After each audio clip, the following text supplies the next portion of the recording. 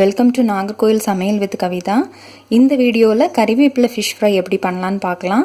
அதுக்கு தேவையான பொருட்கள்: ஃபிஷ் 250 கிராம், கறிவேப்பிலை கொஞ்சம், 1 டீஸ்பூன் பெப்பர், அரை டீஸ்பூன் மஞ்சள் பொடி, 3 சிகப்பு மிளகாய், 5 சின்ன வெங்காயம், லெமன் ஜூஸ் 1 டீஸ்பூன், சால்ட் தேவையான அளவு. பொரிக்கிறதுக்கு நம்ம இந்த வாட்டி தேங்காய் எண்ணெய் எடுத்துக்கிறோம்.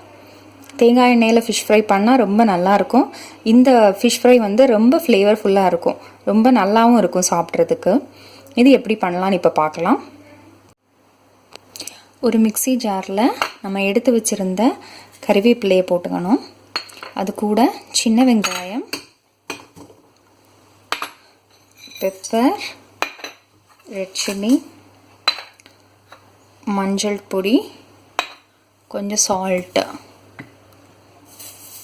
எவ்வளோ தேவையோ அவ்வளோ சால்ட்டு, அப்புறம் கொஞ்சம் லெமன் ஜூஸு கொஞ்சமாக ஊற்றி அரைச்சிட்டு இதை ஃபிஷ்ஷில் மேரினேட் பண்ணி ஒரு 1/2 அன் ஹவர் ஃப்ரிட்ஜில் வச்சுக்கணும்.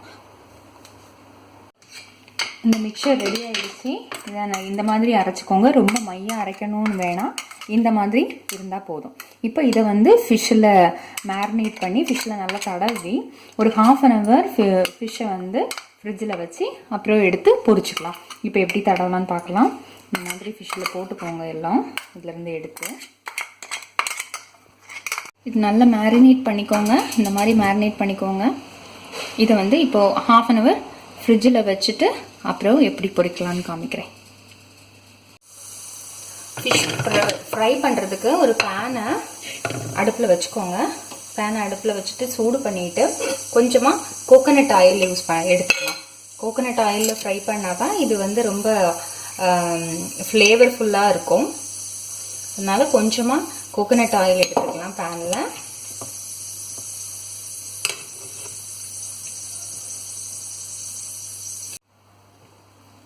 ஆயில் சூடாயிடுச்சு. இதில் நம்ம எடுத்து வச்சுருந்த இந்த கறி லீவ்ஸ் கொஞ்சம் போட்டுக்கலாம்.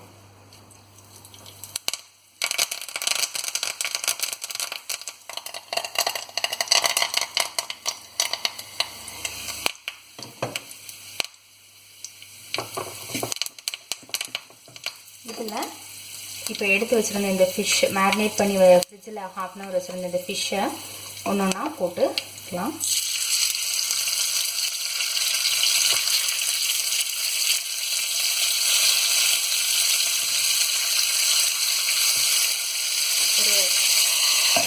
இதை வச்சு மூடி வச்சிடுங்க, இல்லைன்னா எண்ணெய் எல்லா இடமும் உங்களுக்கு பட்டுடும்.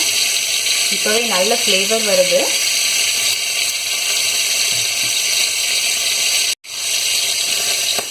கொஞ்சம் லோ ஃப்ளேமில் வச்சே பொரிச்சுக்கோங்க. அப்பப்போ அதை வந்து திருப்பி விட்டுக்கோங்க, இல்லைன்னா அடியில் பிடிச்சிட சான்சஸ் இருக்குது. அப்பப்போ திருப்பி வச்சுக்கோங்க. கொஞ்சம் லோ ஃப்ளேமில் வச்சு ஃப்ரை பண்ணுங்கள்.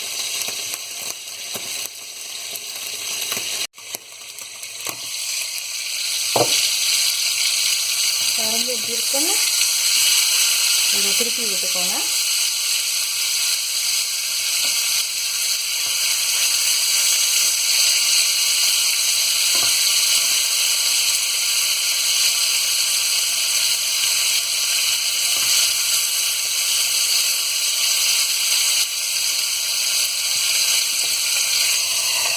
ஃபிஷ் எப்படி இருக்குன்னு பார்க்கலாம்.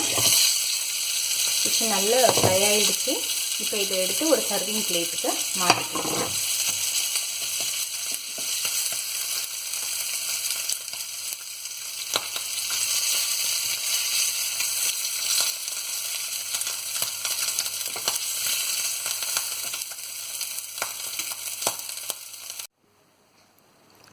கறி லீவ்ஸ் ஃபிஷ் ஃப்ரை ரெடி ஆகிடுச்சு. நீங்களும் உங்கள் வீட்டில் செஞ்சு பார்த்துட்டு கண்டிப்பாக மறக்காமல் எனக்கு கமெண்ட் சென்ட் பண்ணுங்கள். Please subscribe my channel. மறக்காமல் உங்கள் ஃப்ரெண்ட்ஸுகளுக்கும் ஷேர் பண்ணுங்கள். தேங்க்ஸ் ஃபார் வாட்சிங்.